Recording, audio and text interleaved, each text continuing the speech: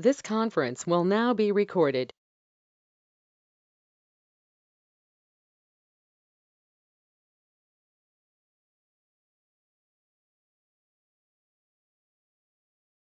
Hi, everybody. If you have any questions, please go ahead.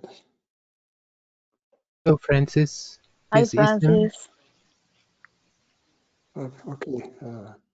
Essim, go ahead first. I guess you were first. Thank you. Last time I told that my mother is in hospital, and today the doctor said she won't make the night. And I have a question about the I am in her. As far as I understand, the I am is indestructible, isn't it? Yes. So still there is this I am in which for her something will appear or not, but the I am will there for her.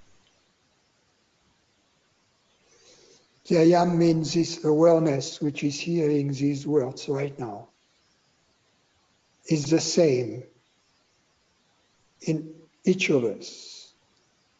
And this awareness is indestructible. When everything else goes, it remains because it is the reality, because it's real, and there is only one reality.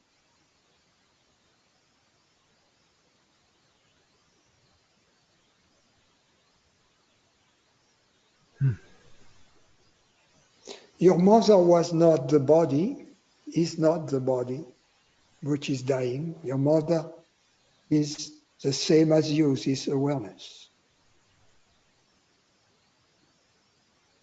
And in this awareness there is something good. There is, because it seems at the moment quite things are a bit dark, you know. But this is because of ignorance, I guess. And last time you told me that I am not only the son of her, but also the son of this world. And this was suddenly I saw everywhere.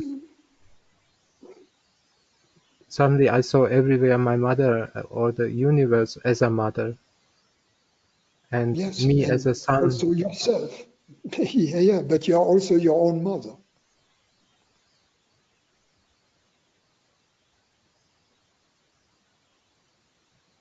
You and your mother are one as this awareness. All the rest comes and goes.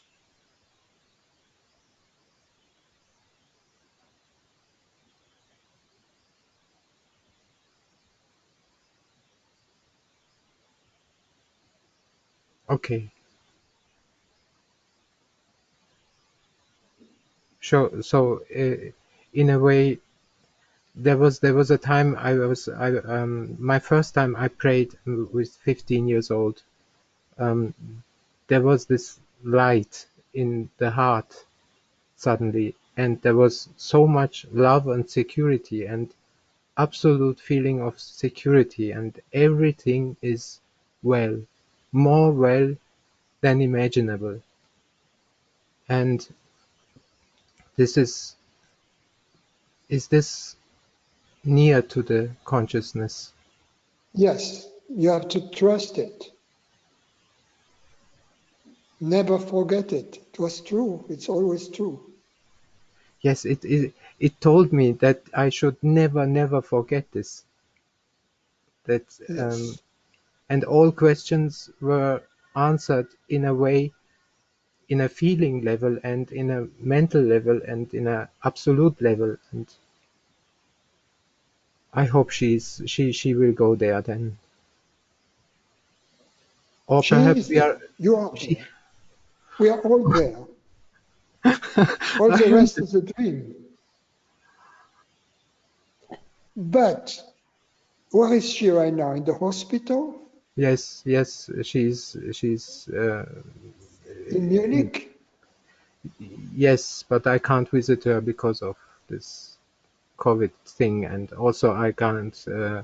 I'm under strong medication because of this situation a bit. But it is not so bad. It is not so bad.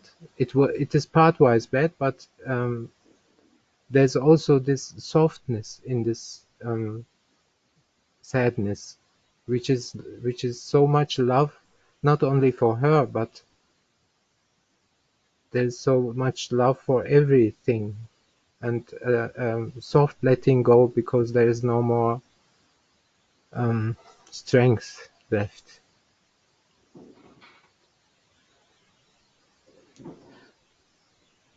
Does this make sense?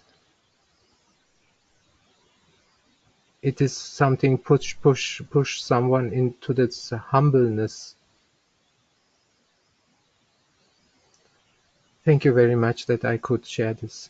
Thank you to you also. I wish you well. Thank you. Bye bye.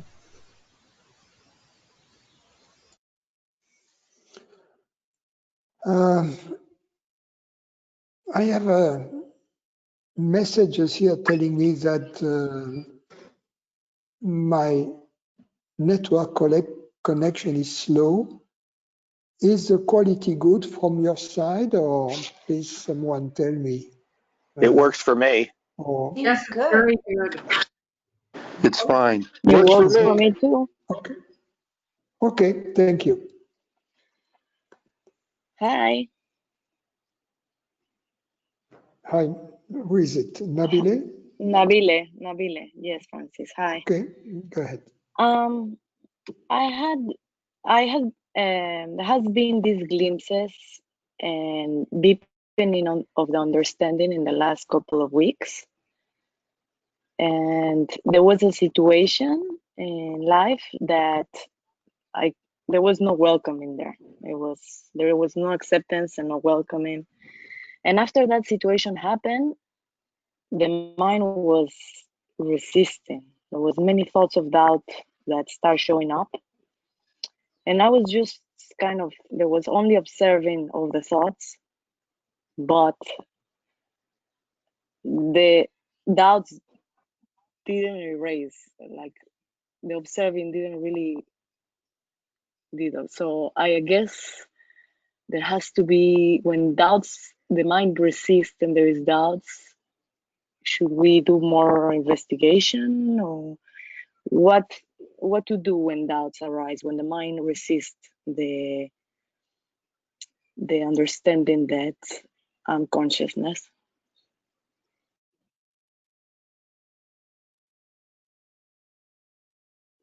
Ask yourselves a question.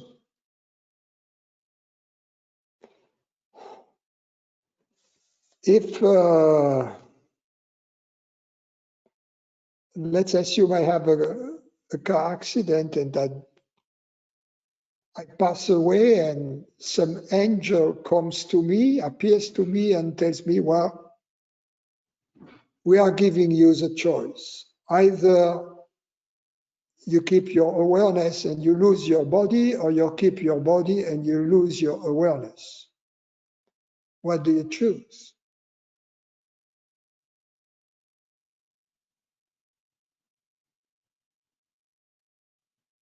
What would you choose? Of course, awareness.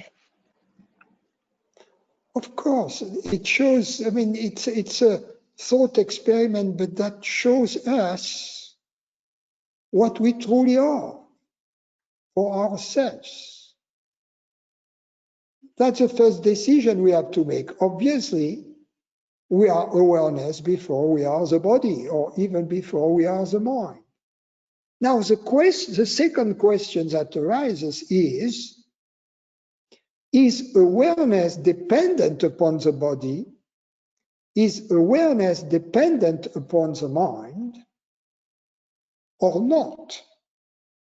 You see, that's the second question. So we need clarity. We need clarity about our answer to the first question.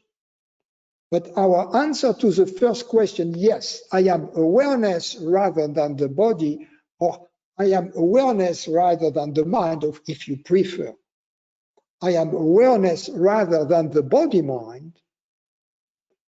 This first answer is not all the answer. But we need clarity, because we need to answer first this question with clarity. Now that we haven't answered it for clarity, that if it were possible that awareness and the body minds are distinct, are different, you see, then I know that I am awareness and that I am not the body mind. But the question that remains is awareness somehow different than the body mind, or are they only one thing? If they are only one thing, it means that when the body mind dies or disappears, awareness goes away. It means that awareness is dependent upon the body mind. Okay? That's what we believe. And that's the belief that we have to investigate. In other words, we next have to ask ourselves the question, why am I so certain that awareness is dependent upon the body mind? That awareness doesn't have independent existence from the body mind?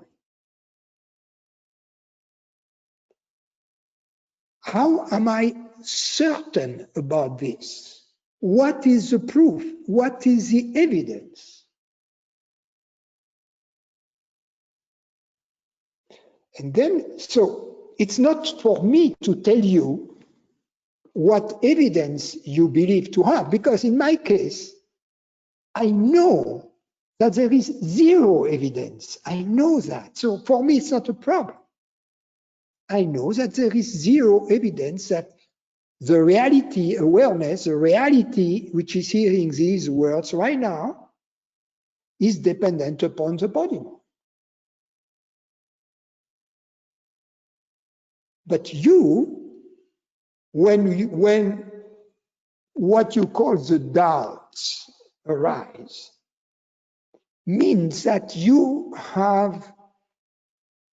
believe that you have evidence that awareness is dependent upon the body mind. So it is for you to find out what evidence you have, and then later on, should you want to do so, to come to me and to tell me, Francis, that is why I believe that the body mind, that awareness is dependent upon the body mind. That's my evidence. What do you say? You know, then I can say something. But if you talk to me about doubts like that, you are first to find out what is the nature of your doubt. What is it? You know, you cannot leave that in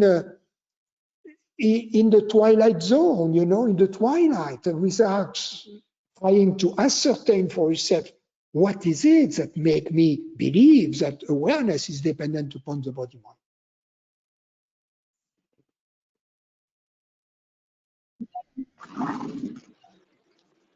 Yeah, that's very helpful. Hello. Thank you, Francis. You're welcome, Nabil. Hello.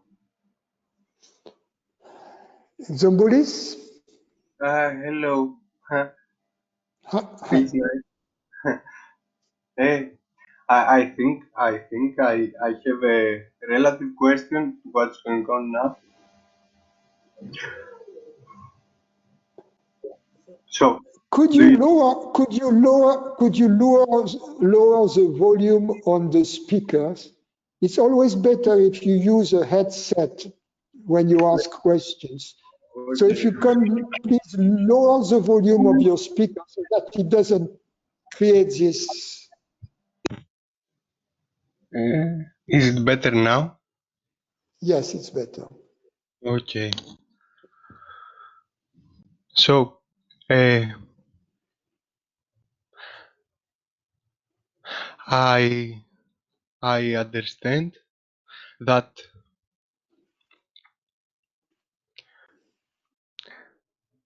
it is my essential nature, or in my essential nature to manifest myself, and the more I get familiar with myself, I could say that it is my essential nature not to manifest myself also, because I feel kind of playful, uh, if that makes sense. Uh, so, so being timeless and spaceless, I don't manifest myself first, and then I don't manifest it, or I don't manifest myself here and then and there I don't manifest it. It's one reality, and it's obvious to me that I do manifest myself, and looks familiar that maybe I don't. Uh, so the question is, if my reality is to manifest myself and not to manifest myself, how can I speak about Shiva without Shakti, or myself beyond manifestation, or zero person perspective? Uh,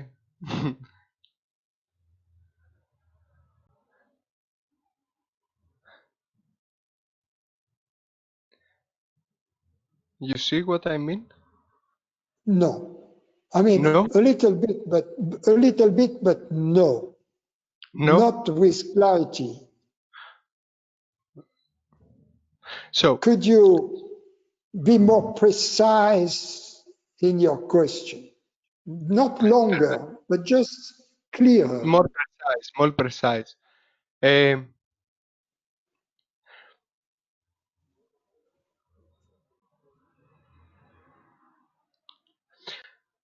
if I say that I manifest myself once and then I don't manifest myself, I see duality.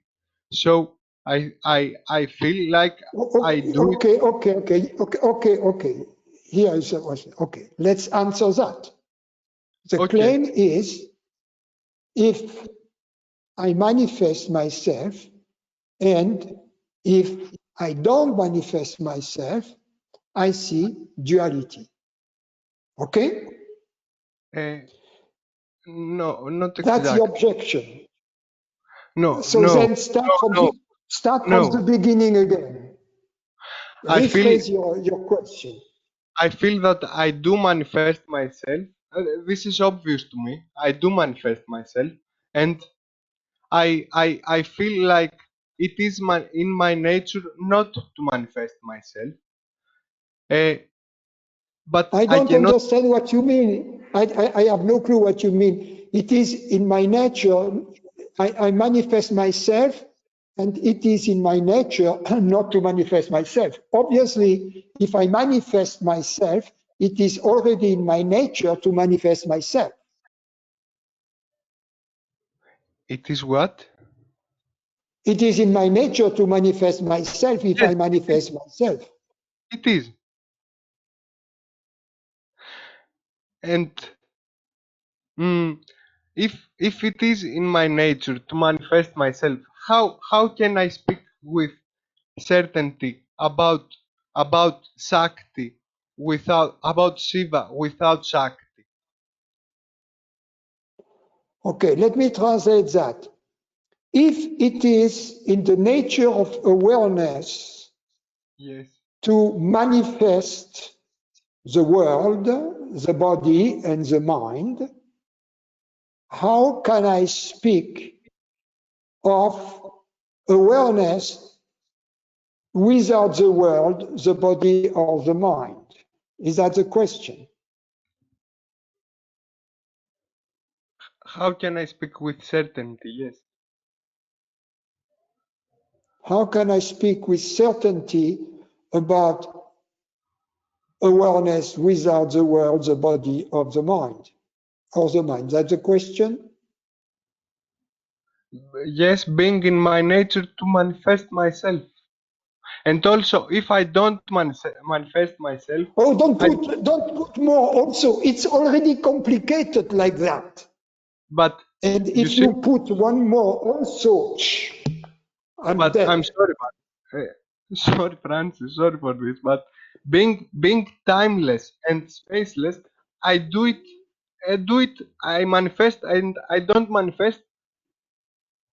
It's not that something comes first and something comes second and like this. I do manifest and I don't manifest. It is my nature. So how can I speak about above manifestation? It's not in my nature.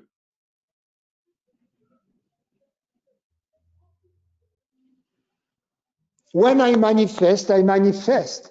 When I Yes, don't manifest, I don't manifest.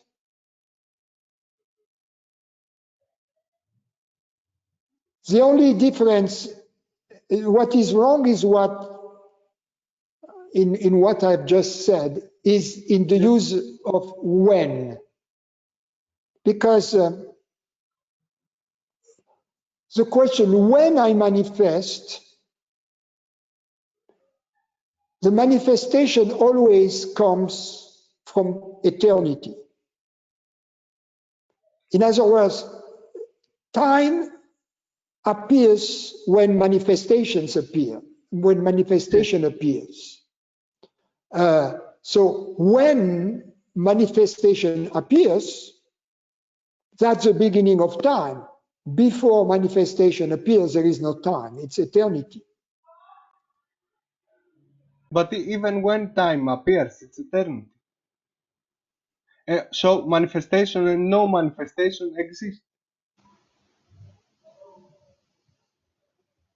Ultimately, everything, both manifestation and pure awareness in the absence of manifestations, are the absolute, if you will. Yes. I want this. I don't know what your question is. If your question is the denial of awareness in the absence of the experience of awareness in the absence of manifestation, is that your denial? Is that your problem?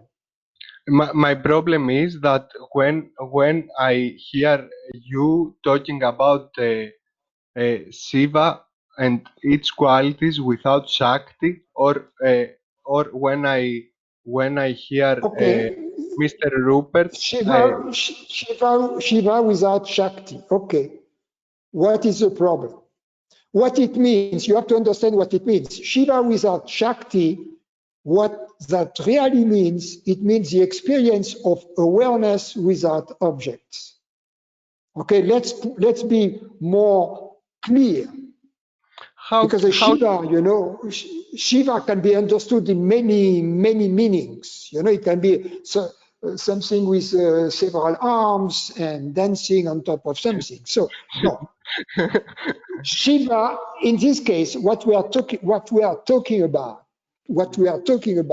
is the experience of awareness in the absence of content of awareness. how can we say this in manifestation? Eh? What?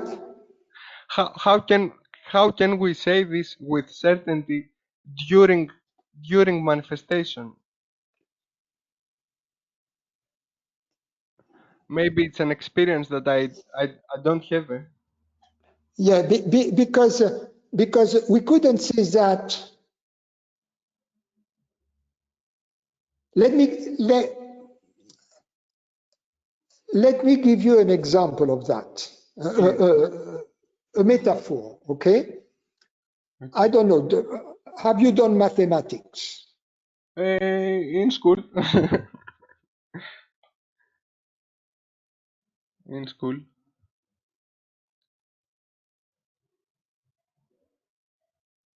Oh, I can't hear you anymore. It looks like you're frozen, Francis. Yes.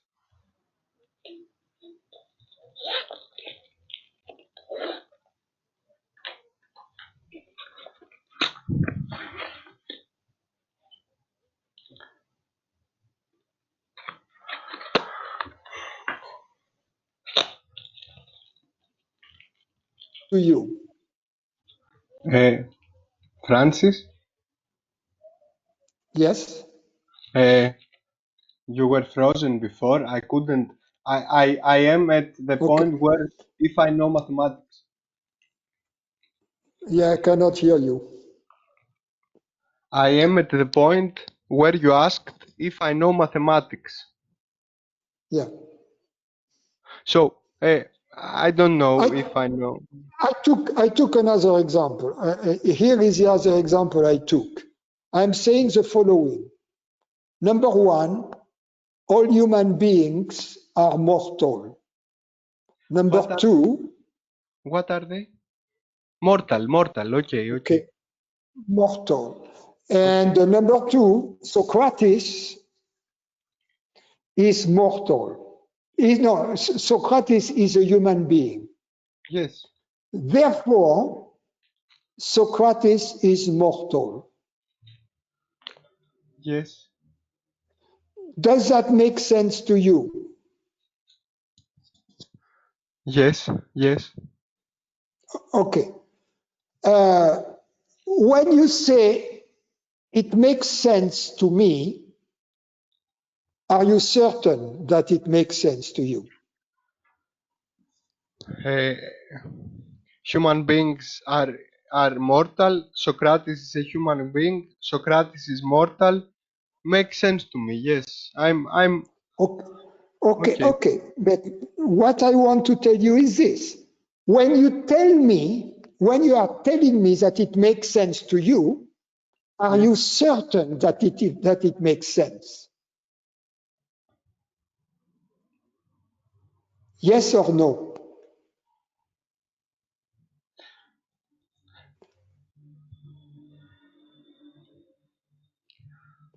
I'll say yes, but I don't feel like answering like this. But I'll say yes. Okay. To go on. Yes. Okay.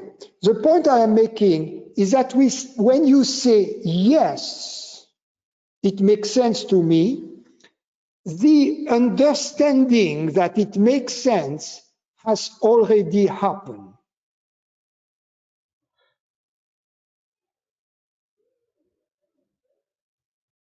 Right? The understanding that makes sense has already happened to me. When you answer yes, it makes This has sense. already happened. This is right. This is right. Yeah. Yes. So, in fact, the moment when you were absolutely certain was at the moment of understanding.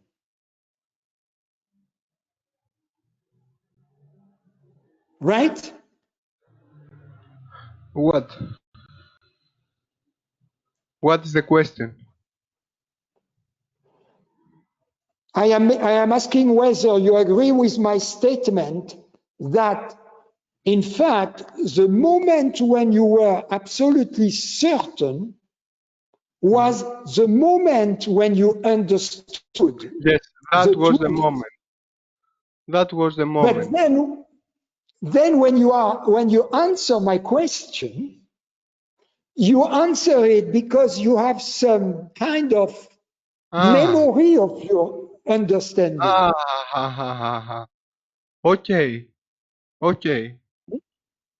Now, here is why I am using this example. Because at the time of understanding, It's absolute, eh? there was no manifestation. In other words, there was no thought. Before the understanding, there was a train of thoughts. Yes, all human beings are mortal. Socrates is a human being. Therefore, Socrates is mortal. What does that mean? Then you take it and you think about it, and all of a sudden, bingo! Yes! At that moment, there was no thought. The thought was prior to that, but at the moment of understanding, there was only Shiva, pure awareness. And then you answer my question, and you answer it from the memory of your moment of understanding, the memory of your moment of understanding. And what does the memory mean in this case? Does it mean that you remember the moment of understanding? No. What happens is that the moment of understanding has changed something in your mind. The moment of understanding has operated a transformation in your memory in which the statement of Francis has moved from the storage place where it was placed in a storage as to be verified, to be understood, and then it has moved to a place of storage where it says, okay, I agree, that's true. You see, at the moment of understanding, that has happened in the mind, but the mind didn't understand. The understanding was in this moment beyond the mind. So going back to your question, whenever we have a glimpse of our true nature, it's a moment of understanding about our true nature. It's experiential. There is no manifestation. It's pure Shiva at that moment. But then this understanding of pure Shiva leaves a trace in the mind. And then when I make statements, of course, we make statements after the understanding. So this statement have exactly the same value of certainty as the statement, yes, it makes sense, the syllogism about Socrates being mortal. Yes, it's true. It has the same value.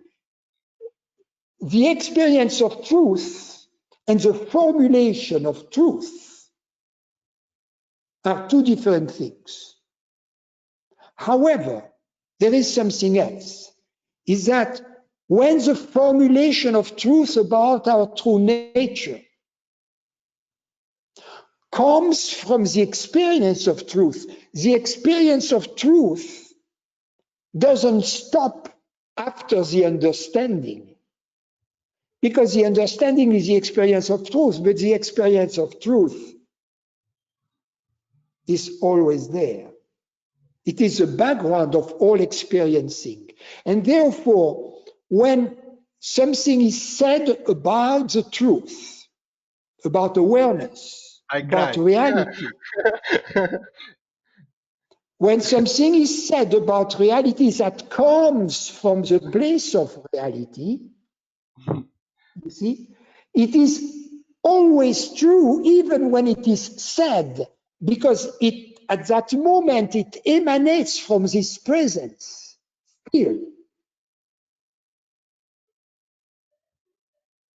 And something gets transmitted about it, which is beyond the words. I feel it. It's nice. It's nice. Yes.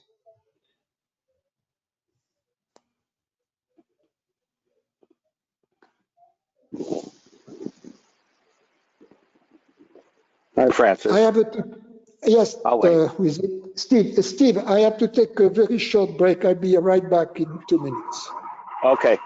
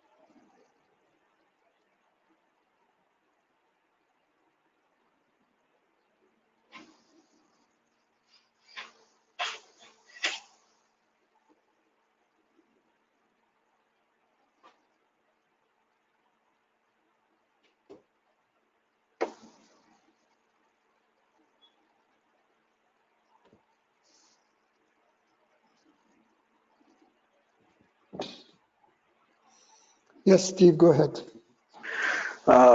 Thank you, Francis. So last week was really interesting for me. Um,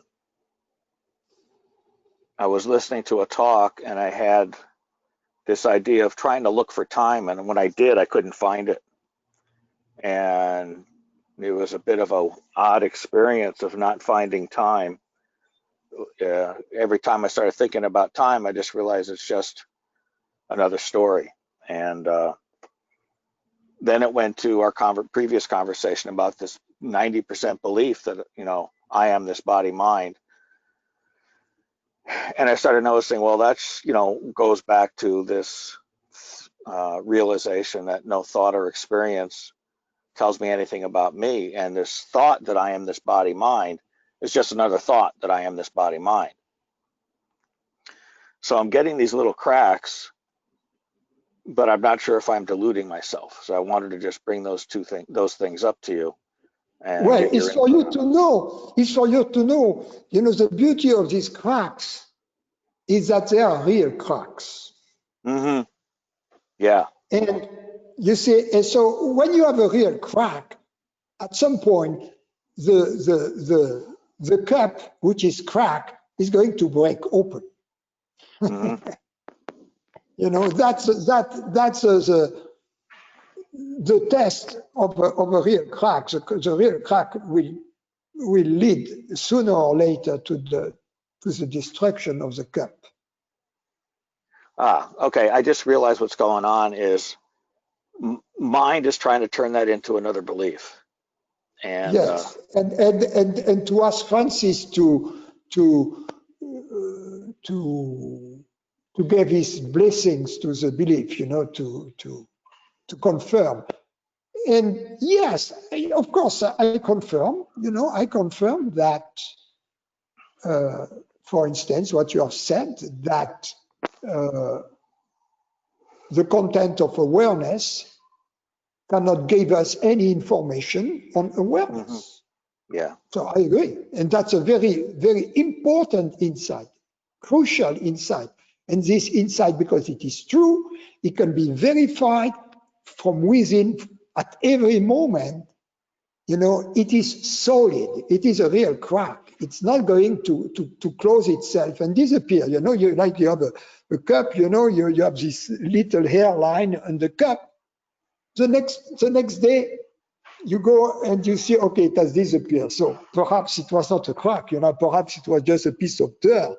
Then the cup was washed, and it was, in fact, there was no crack. But this crack that you mentioned is not this type. It's a real crack. It will never disappear. It will never disappear. How long it takes for the cup to break? No, a certain time. Yeah, it seems like as part of the experiment, I can always hold up any thought, any experience against that awareness that none of that tells me anything about me. And then it just see if it's true. Keep going, is it true? And because the idea of looking at whether or not universal is still a struggle for me, it seems that right now where I'm at is just holding up all these beliefs against that awareness. Yeah, but what is important is that there is precisely a crack in these beliefs, so the understanding that you cannot really know anything about awareness. So if you cannot really know anything about awareness, you cannot know for certainty that it is limited. Yes. Yes, That's a because huge crack. yeah, that's one that I'm having. It feels like a small crack right now, but every time I say I'm the body mind, it's like, where's the evidence? Because the evidence is just another thought. So this foundation, it feels like this, nothing I experience tells me anything about me. It's like the foundation for all the other cracks to open up. You see, there is no doubt there is a body mind, there is a world. We are not denying that. The question is, in this picture, what am I? We are not denying the picture. What we are denying is, am I in the picture, or is the picture in me? You see, that's Yeah, the picture's definitely in me. Yeah. Yeah, I remember I was talking with a teacher once years ago, and I said I had this glimpse that the whole universe was in me. And he said, "You're just making up stories." And I was like, "No, I think that's it. The whole universe is in me." but because also it depends what we call by me. You see, if what we call me is this human mind, no, the whole universe is not in this human mind, because there are other minds, there are other people, and there are houses, and there is stuff outside of this mind. You see, it would be ridiculous and childish to believe everything is in my mind. I mean, what about, Steve, what about Francis' mind, who is talking to you? You see what I mean? So that Yes, would be ridiculous. And often what I say is misunderstood in this along the perspective the erroneous, the mistaken perspective I just mentioned. No, that's not what it means. But it means that I, as awareness, as the reality which contemplates this picture, I am not in this picture. yes. This picture is in me, so it can be that I am projecting all of these minds, all the minds of all the sentient beings.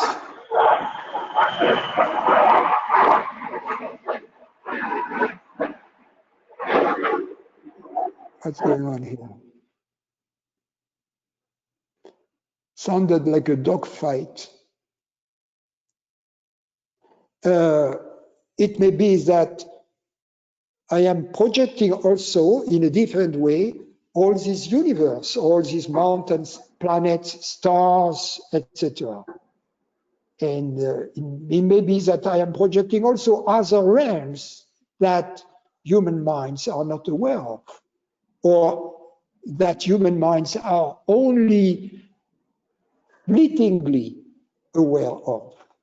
So all these possibilities are there. Yeah.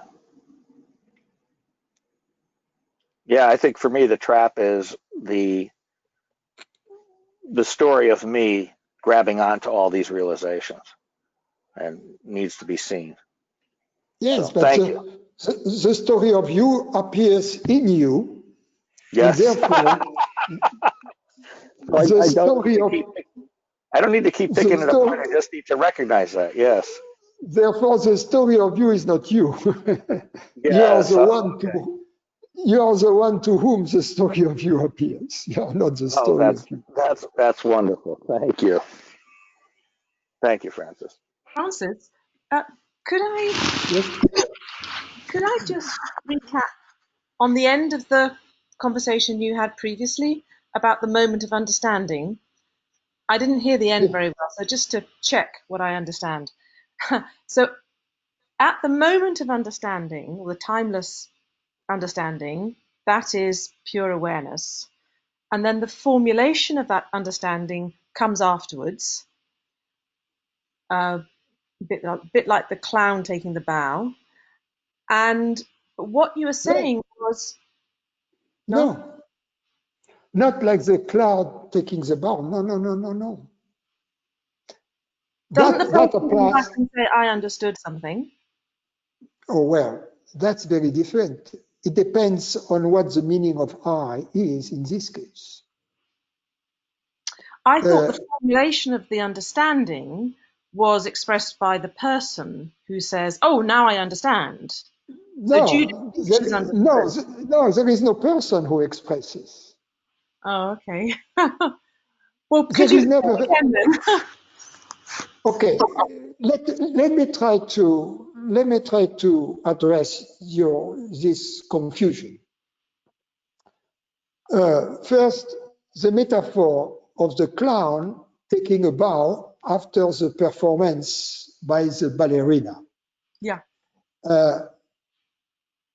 That refers to ignorance, for which a better word actually would be unawareness. That refers to unawareness, which is a situation in which we believe that consciousness, that awareness is limited and separate. We all and identified with or dependent upon a human body mind.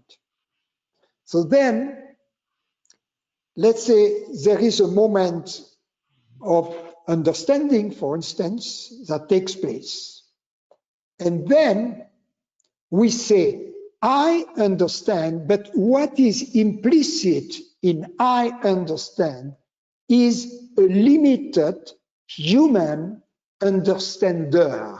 This limited human understander is the clown who pretends that it was there at the moment of understanding and that it was the one who was the agent of the understanding, as if the understanding was the accomplishment of a separated, limited individual body mind.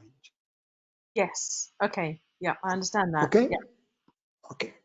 Now, it's very different from what we were talking about here. The question that was being debated was,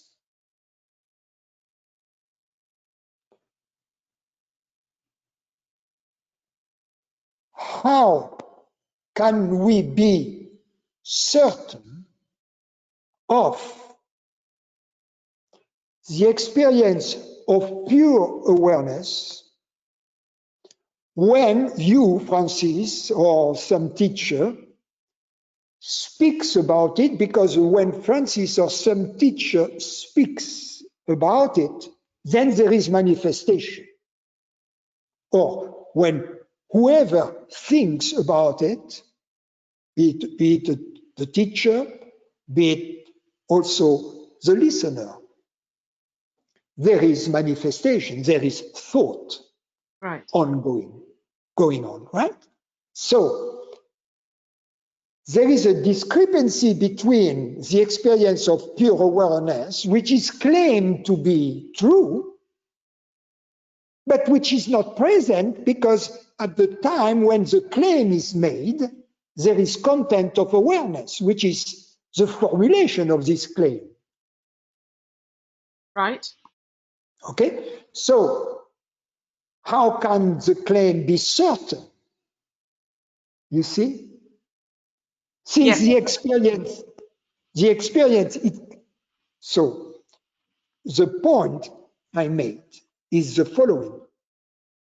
Yes, the experience of pure awareness is not present when the claim about it is being made. So that would seem to disqualify the claim. However,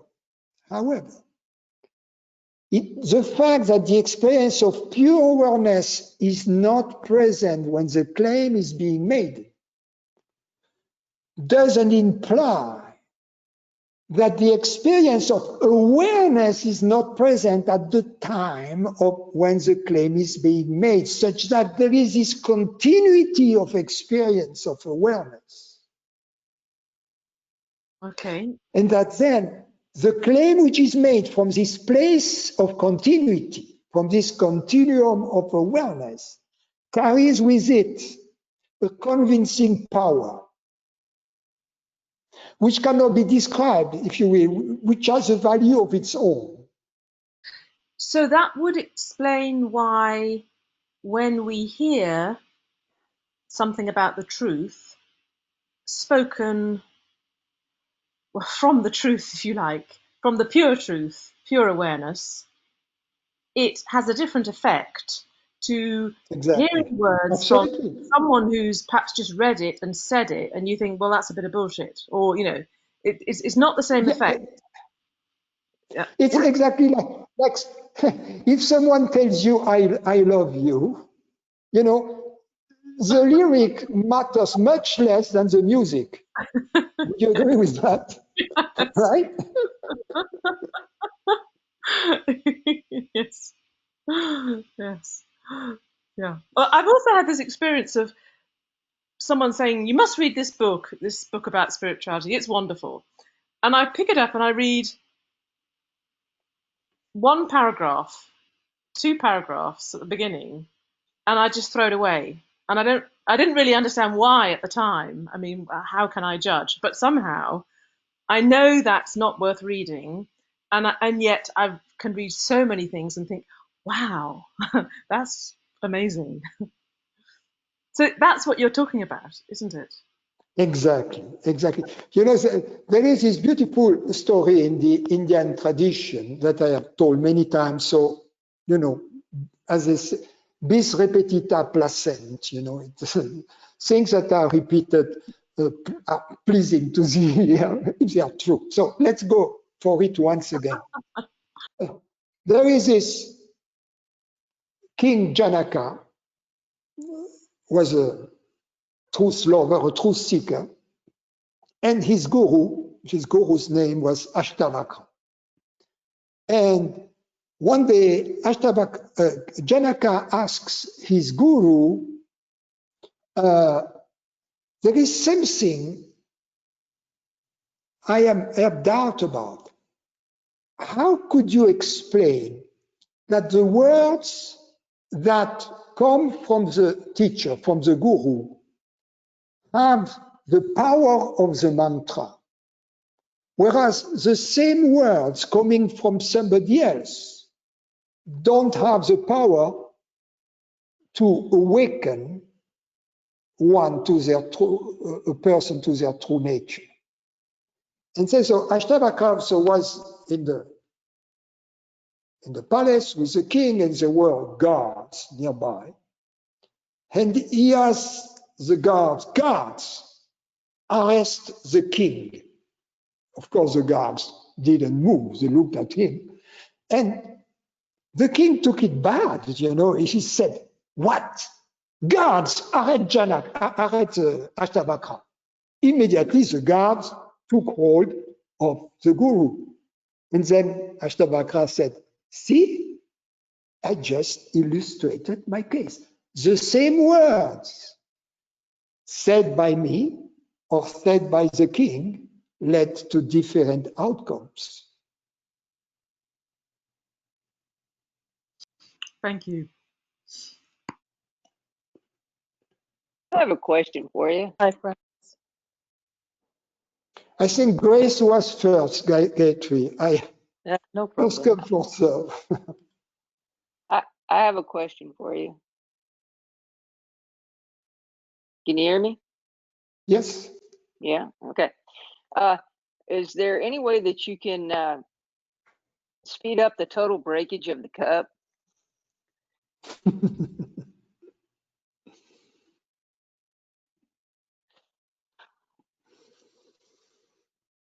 Can we make this thing go faster? It's all in your hands. You can wait. You can wait. It will eventually break, or you can just drop it. It will break faster. I think I've already dropped it. Yeah. It just shattered all over the place, man. I did. I just dropped the whole shebang.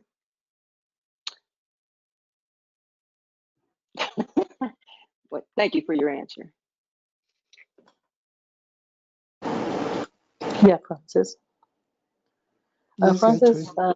when we spoke day before yesterday, you know, somebody spoke up and said they wanted to interrupt, and so I kind of felt like, oh, maybe it's better to stop. It's taking too much time. But then that gentleman's question focused on him having fear and a panic attack or something. So that kind of brought up something for me that there, up to a point in my life, even as a person, even before, you know, coming into any knowledge, I wasn't someone who was very fearful. I didn't have a lot of things like that happening. And then suddenly one day, I don't know what happened. I mean, I know the actual event that happened, but it didn't make sense for that to have triggered whatever it triggered. I don't know what to call it. And then at some point, I could see that it's almost like the mind is saying, boo, you know, to me to kind of scare me. But it's not, because I really loved what you said to him, like, you know, bring it on, tell fear to bring it on. If you feel like you're dying, all right, that's fine. But for me, it's the thought is not about me. So it'll be a thought that something could happen to somebody else. And I really don't know how to call that bluff, because I'm not okay to say that, even in my head.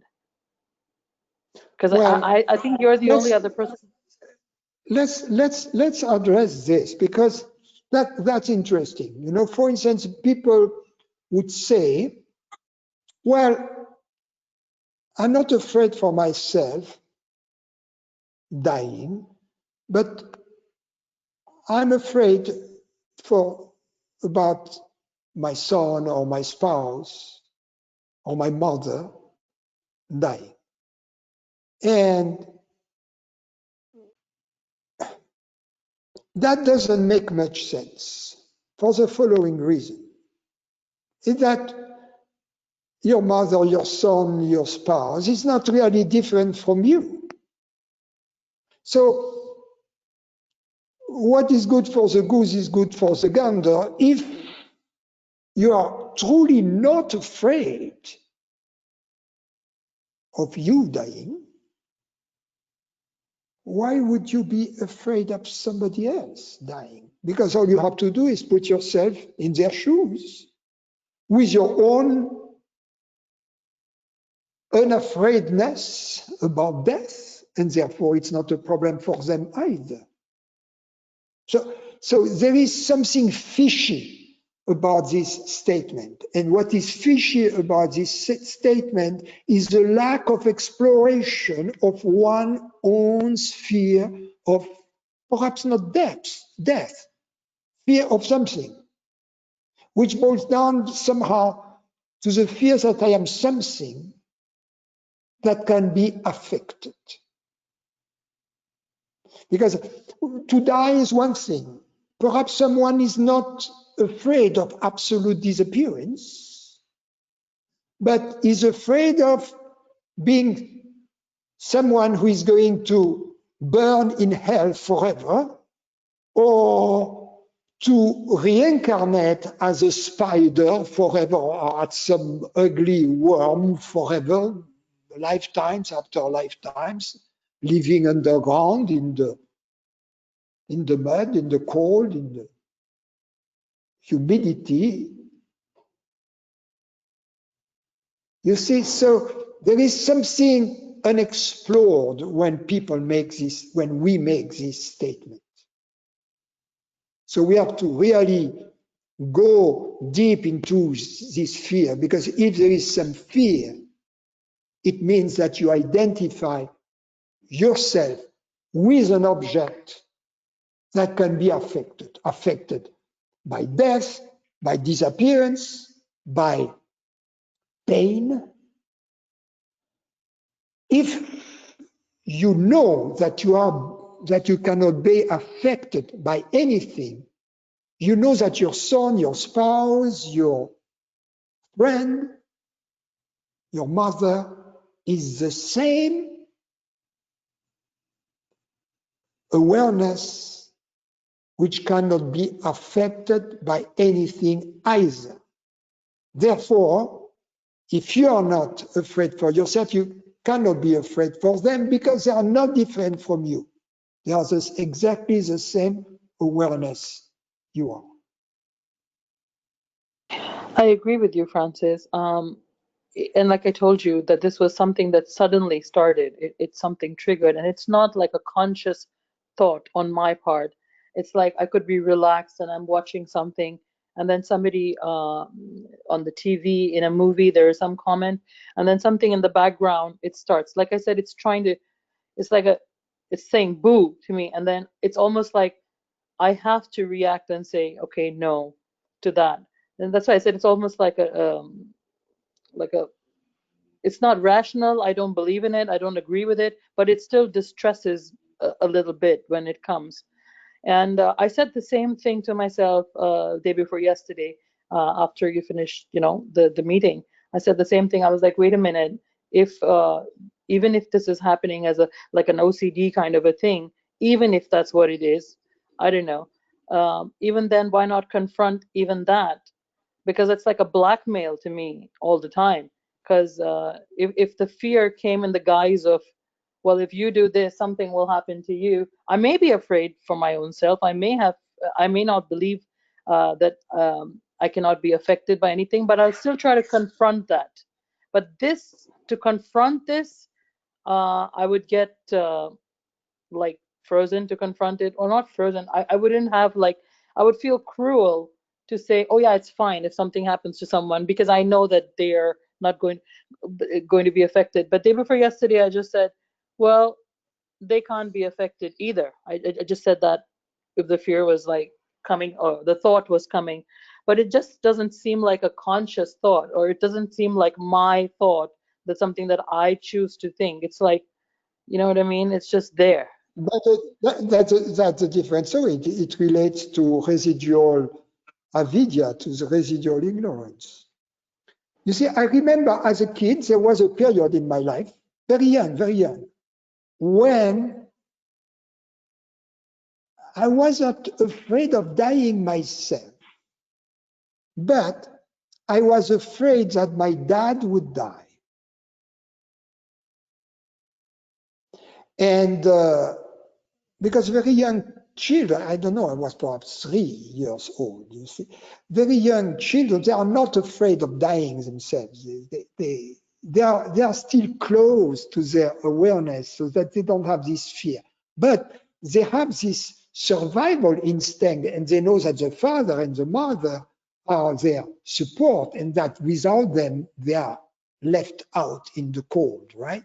So it is kind of a fear which is ancestral, which is wired in the system. And perhaps this fear, even when we are adults and no longer dependent upon other people, some of us have not really reached adulthood, and they still have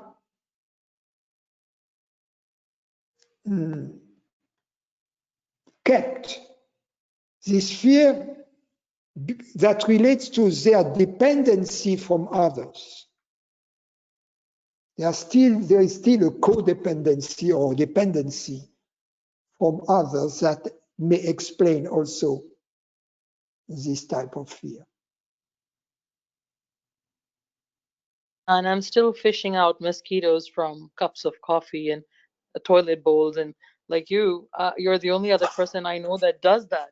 So uh, I don't know if it's I must have been a giant in my past lives. But so why do we do that if nothing can be affected by anything?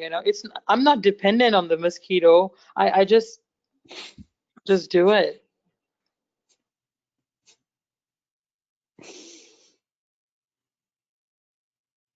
Why do you think? It's I think it's a way to worship life, biologic life as an expression of the absolute. Yeah, because I'm not doing it out of any sense of fear or karma or any of that. I don't have this thing about I'll be a worm or whatever you gave the example of. But we don't do that out of fear. You do your best, and perhaps the little instinct doesn't survive. Or the next moment your spouse comes and flushes the toilets, and the poor thing goes down the drain. Too bad. Yeah. I did notice something though, Francis. I was, listening to a pointing earlier, maybe a while back, which said, if you can bear your own emptiness, you're free. And like I purposely said that because of the profoundness of it, like I allowed that to just said it out loud and left it there. So I do see that right now, I mean, one is in isolation. Not only because of the current situation, because you can't go out, but like completely alone in the house and not in touch with a lot of people. And today I don't know, when I woke up, I don't know whether it was a test. I already woke up kind of feeling like, wait, it's okay to try, connect with people. Like, I don't know what it was. It was something very subtle, like spirituality doesn't mean like if I'm awareness, it doesn't just mean that I have to just be aware, because you say things like, it's okay to do things that you enjoy and you don't have to do things as a practice. And sometimes it is said to do things to just as a practice as well, or just like be with that and know that only if you want to do it, only if you are following your interest at that moment, only. Right, but what I'm trying to see is, does it make any impact on me? Is there a little charge of it to, if I'm awareness and I'm just that, and it should be completely fine with me if I'm completely alone, which for a couple of months at a stretch, or, not in touch with any close friends, or, I mean, it so happens that I'm not. But well, we have to recognize the needs of the body mind. And for instance, if we use the same line of reasoning, okay, if I am awareness, I should be fine even if I don't drink water. Well, if you don't drink water for a few hours, you're going to suffer. Your body is going to suffer. So in the same way, we are pack animals. We are all different.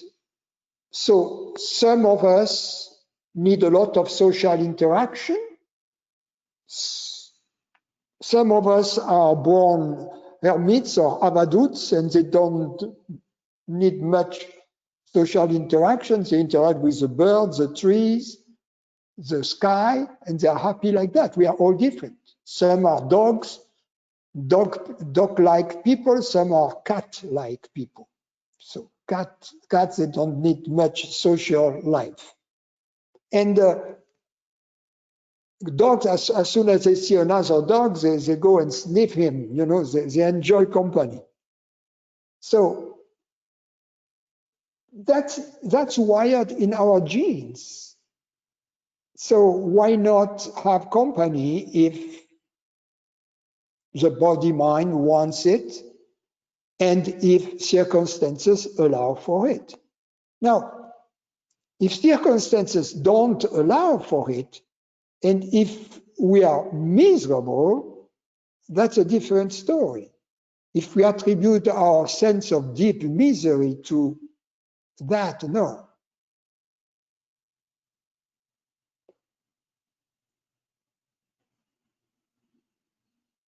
What was the last word you said, Francis? Do we attribute our misery to that? Then no? Is that what you said? Yeah, no. Yeah, the misery is always psychological misery is always related to the belief to be separate. So if the body is comfortable and then the rest shouldn't trouble us. In other words, we can easily accommodate to the circumstances. If there is no social company available, then we have the company of our own mind. You know, we can find company in reading books, in having conversation with great minds of the past who have passed away, you know, people who had interesting views about the world, about other people, great artists, great.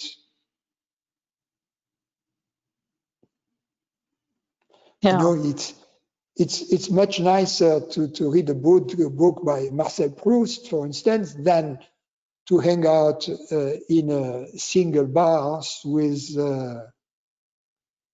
people talking about the merits of various alcoholic beverages. Yeah, it's strange, Francis, because I said exactly what you said just now. That's what I said in my head. So I'm so glad that it was on the same wavelength, you know, what you said earlier, that it is okay to have social interaction there, whatever you said before that, all of that. But it, like earlier, it was called avidya by some people, and also moh, like this is attachment. Because maybe, you know, I am in a family of people that are by nature, even in their, it's not necessarily that the beings are awakened, but that's just the, in that body mind, there may be people who are more, you know, like introverted or passive by nature. They don't like to communicate or interact. So it was always kind of like a demand that one had on oneself, that the moment you have more detachment, that it wouldn't even be a need at all.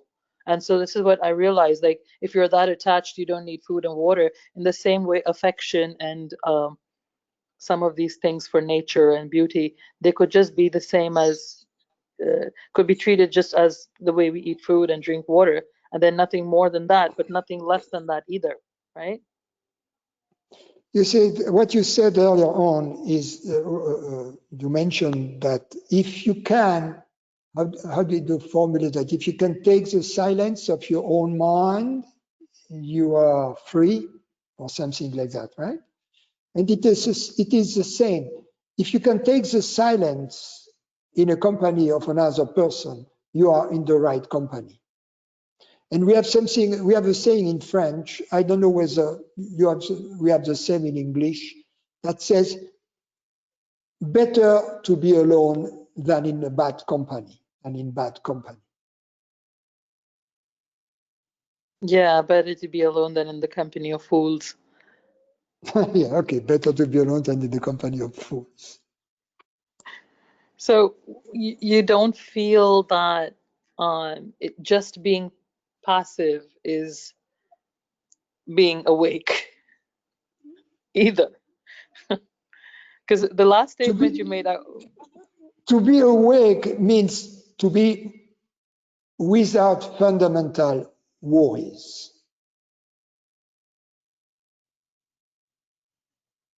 Yeah. That takes us a long, long way towards happiness. In fact, it takes us all the way to happiness. Thank you, Francis.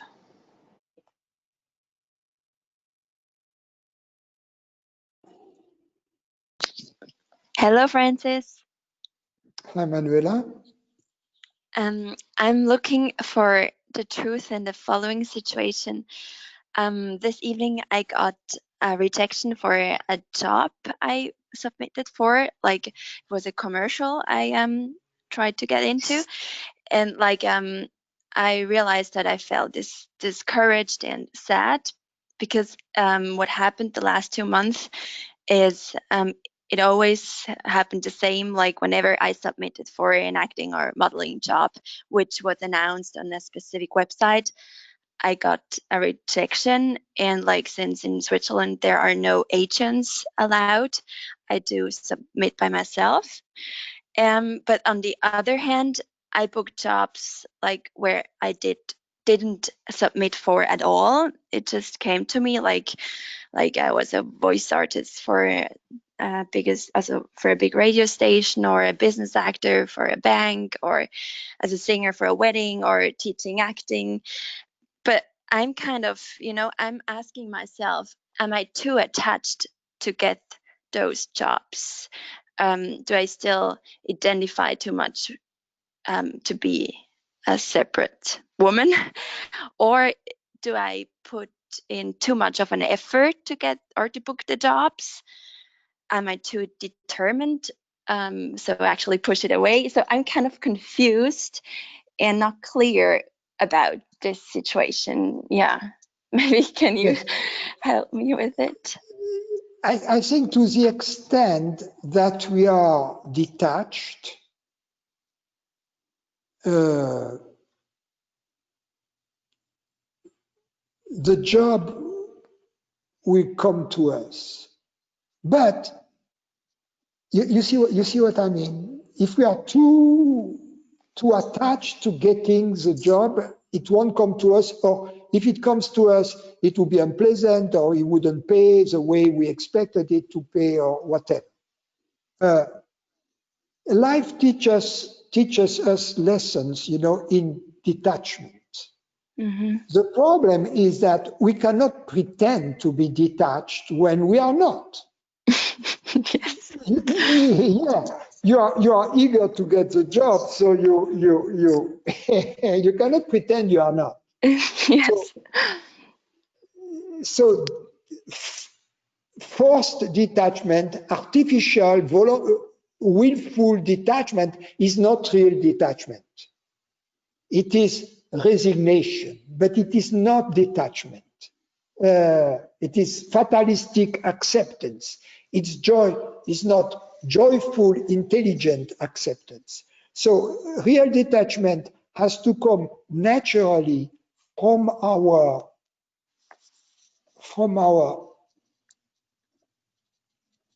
spiritual, from an understanding about our true nature. And the moment we understand that our true nature is not affected, and that the universe is not our enemy, but that the universe can be a friend the moment we are a friend of the truth. That will open the door to serendipity and to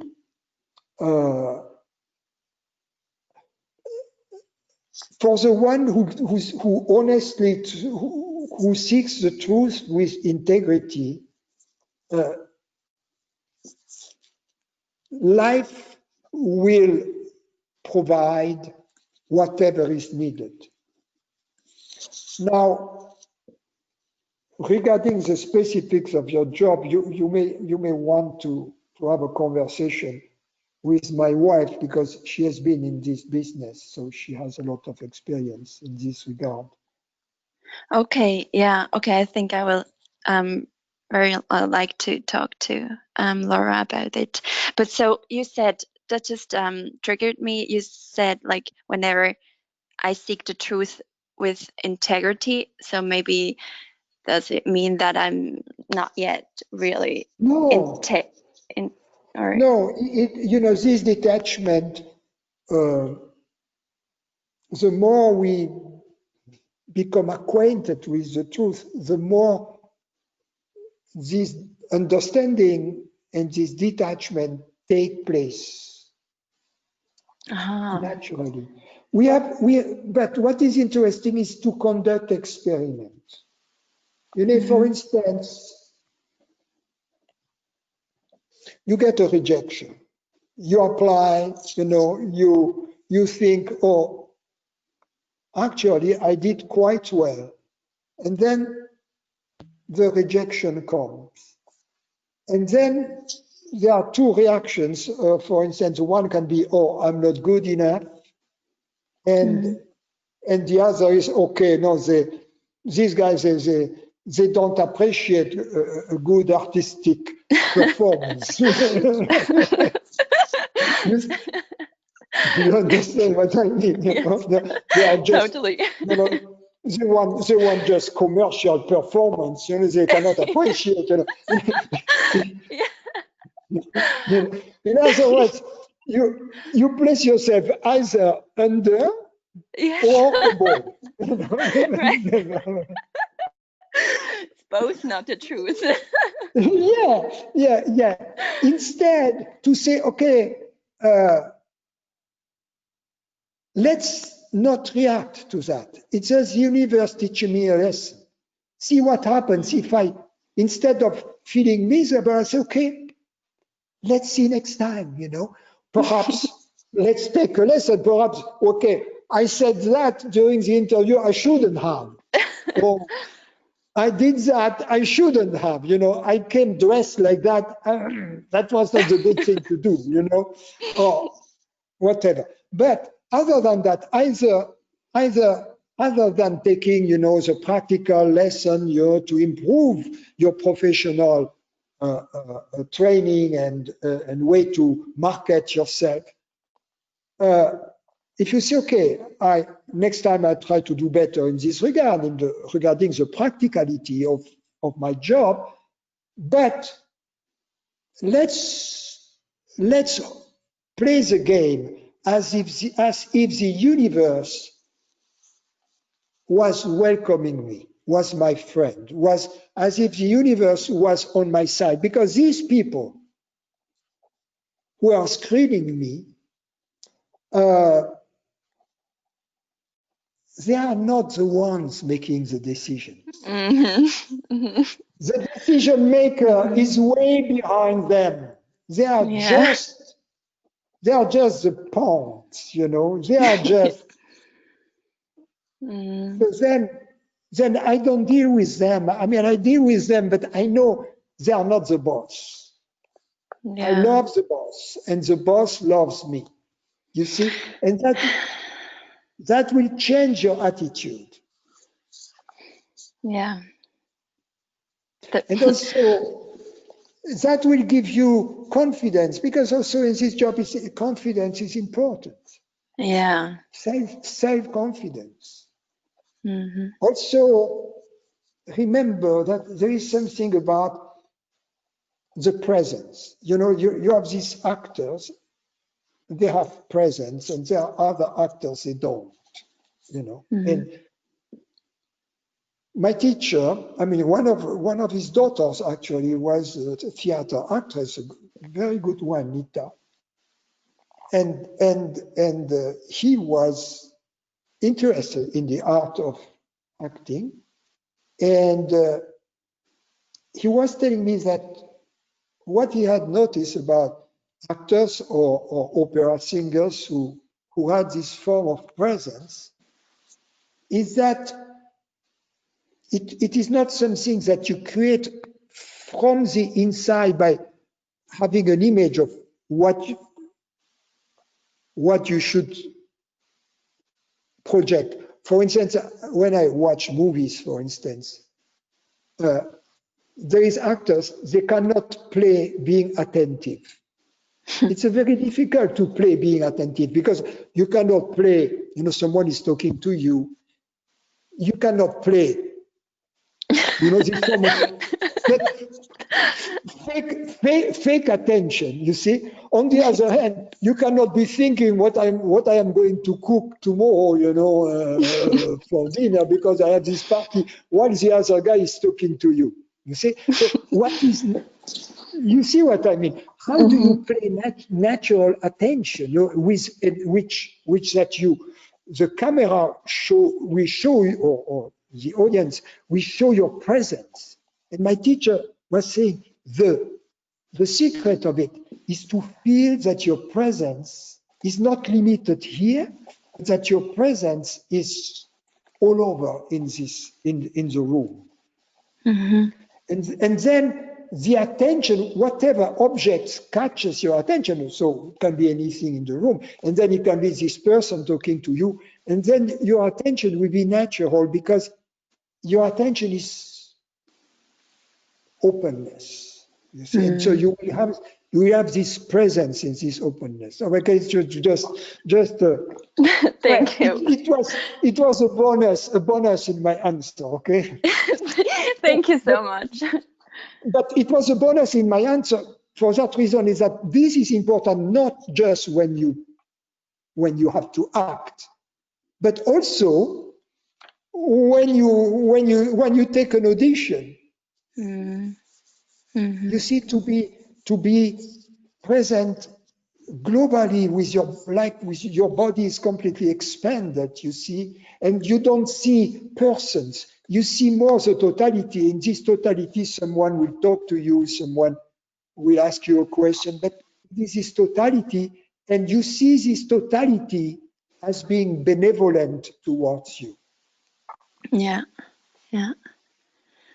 And like, even when I submit only some pictures, because sometimes they only want to see pictures. So even that, if they don't see me, it's the same. Yes, it's also important which pictures you choose. So yes, it's important when a picture is taken from you, you know, what is your mindset at that moment? Okay. You know, there is this picture of Ramana Maharshi which was taken by Cartier-Bresson, and all the how many spiritual truth seekers have said, okay, my interest for the truth awakened when I see the eyes of this man on this picture. Okay. So a picture is often worth 1,000 words. So when a picture is taken from you, think about also what I've said, to be present, and also there will be many pictures taken, and choose the ones that it's just not that they give your best side. You see what I mean? Not just that.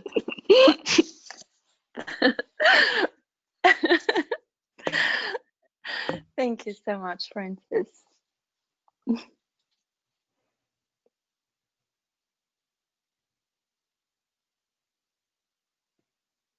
Okay, thank you all.